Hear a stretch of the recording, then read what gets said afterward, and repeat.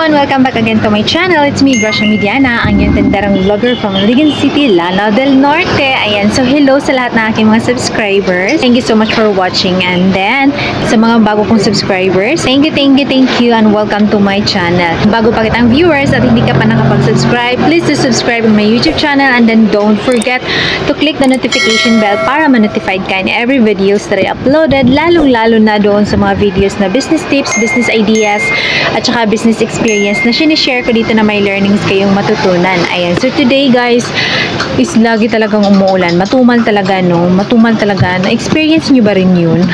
I don't know ha kung ako lang kasi kahapon, ang late talaga ng benta namin kasi lagi siyang umuulan. Alam niyo naman, ang daming bagyo na pumasok dito sa Philippines. Area of responsibility dito sa Pilipinas. Sa Pilipinas. Grabe na talaga. And so doble ingat tayo kasi nga masama yung panahon. At saka dito sa amin, although hindi naman masyadong malakas yung ulan, pero mayat-mayat uulan din kasi nga, ano siya, let's say for example, uulan ngayon, tapos mawawala, tapos uulan ulit, ganun. Yung parang ano ba, parang nagbibigay ng sipon, so sipon o buwa, tsaka lagnat, yung ganun. Ayan, so ngayon guys, is may i-share lang naman ako sa inyo, okay? Disclaimer, I am not an expert regarding with this dahil ito ay na-discuss namin to during my college days, okay?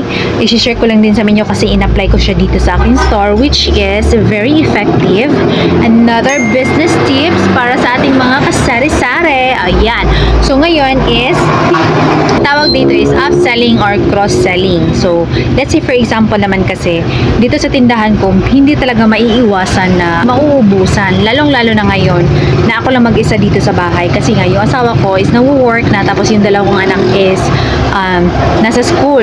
So, wala akong time mag-grocery. Isayang din naman kasi pag nagko-close ako, makakapunta na ako ng grocery para makapamili if ever na may ano ko dito, may kapalit na magbabantay. So, eto, let's say for example, may customer ako. Ayan, di ba? May customer ako, bumibili siya. Yung hinahanap niya is 8 o'clock orange. Since wala akong 8 o'clock, yung ino-offer ko sa kanya is tang orange. So, pareho lang naman silang orange, di ba? So, sabi ko sa kanya, wala akong 8 o'clock orange. Pero, meron akong tang orange. Pareho lang din naman sila ng benefits. Pareho lang din naman silang juices. Pareho lang din naman ng flavor. So, kung ano ba tawag doon? Cross-selling. If ever na wala ka doon sa product na hinahanap ni Tomar, pwede mo siya bigyan or magsasuggest ka ng ibang product na same benefit lang or same lang, parang katulad lang din yung sa product na hinahanap niya. O, di ba? Let's say, for example, bibili siya ng sigarilyo. Ganyan. Sigarilyo, yung hinahanap niya, Marlboro. Wala ka yung Marlboro ng ganito. Wala kang ganito na Marlboro. Yan. Ito kasi yung Marlboro na pinaka-original, di ba? So, ang ginagawa ko is, ino-offer ko siya na itong Marlboro Crafted. O, di ba? Para hindi siya talaga makabili doon sa kabilang tindahan. So, sabi ko sa kanya, pareho lang din naman siya ng brand na Marlboro. Crafted nga lang. Mas mura ito kaysa dito. At same lang din sila, pula. If I were you, sir, you can try also this one if ever na baka magustuhan mo yung lasa niya. So, pareho lang din naman kasi sila ng brand from Marlboro. Although, ito yung pinakauna na original talaga, ito naman is crafted. Pero para sa akin, pareho lang din naman silang sigarilyo, di ba?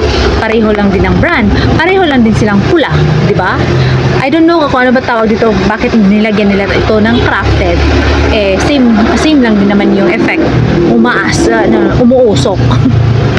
Pag niyuyupin mo, umuusok, di ba? So, nagko-cross-selling ako. Kung hindi ito available, so sinasuggest ko ng ganito. If ever ayaw din naman niya, so he can try the Winston one. Is ito. Meron din tayo ditong Camel, meron din tayong Marvel, ganyan.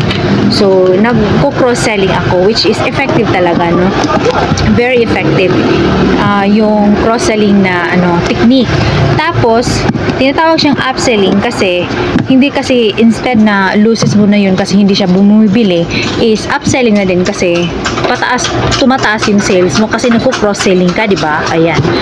Okay, disclaimer ha, I am not an expert regarding with this, cross-selling, upselling, basta base ko lang ito sa aking experience at saka doon sa nidiscuss namin during my college days na yun, isa yun sa mga strategy na ino-offer, lalong-lalo na doon sa mga company or mga biggest company na which is into selling din. Ayan. Just like us also. So, ito is, ano lang naman, konting kaalaman lang naman na ina-apply ko, which is also effective. Ayan.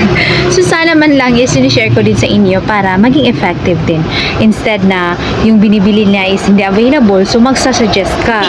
Kukuha ka ng ibang produkto na may pare-pareho din yung benefit doon sa product na hinahanap nila, di ba? Oh, ayan.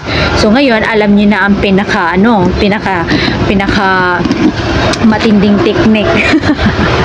Ayan, eto naman ako, nagsasuggest lang naman ako if ever na yun naman, nagsasuggest lang ako ng mga produkto na which is kapare-pareho lang yung mga produkto na hinahanap nila para ano ba, hindi tayo loses, di ba? Instead na sales na natin yun tapos mapupunta pa sa iba kasi hindi available, so kailangan natin magsasuggest ng ibang produkto kasi tayo mga sari-sari store owner, mga tindera, kasi tayo lang din yung may alam kung ano yung mga klaseng produkto na meron tayo, na ano yung mga binebenta natin. So kasi as a tindera, mahalaga din yung product knowledge, no, para may masuggest tayo doon sa ating mga customer. Ayan, so nasuggest. Okay, so ngayon umuulan na naman siya. Oh my god, ay nako, ewan ko ba, uulan tapos mawawala, uulan mawawala. Ayan, mag-ingat tayo mga kasari, although makaka-experience talaga tayo ng tumal during rainy days. Ayan, so dito sa amin is mabenta yung mga noodles during rainy days, mga itlog. Uy, ang itlog super mahal ang itlog dito sa amin, yung large size 270. My gosh, kaya kahapon bumili lang ako ng isang tray ng itlog kasi super talagang mahal niya. Ayan, so that's it, na-share ko lang din naman sa inyo guys. So ngayon, alam niyo na ano yung pwedeng strategy na pwede nyo i-apply dyan sa inyong tindahan. So ngayon, very effective kasi na-try ko na yan. Ayan, that's it. Thank you so much for watching guys. Sa lahat ng aking mga subscribers, thank you very much. Kung bago pa kitang viewers at hindi ka pa nakapag-subscribe, please do subscribe on my YouTube channel, and then don't forget to click the notification bell para ma-notified ka in every videos that I uploaded.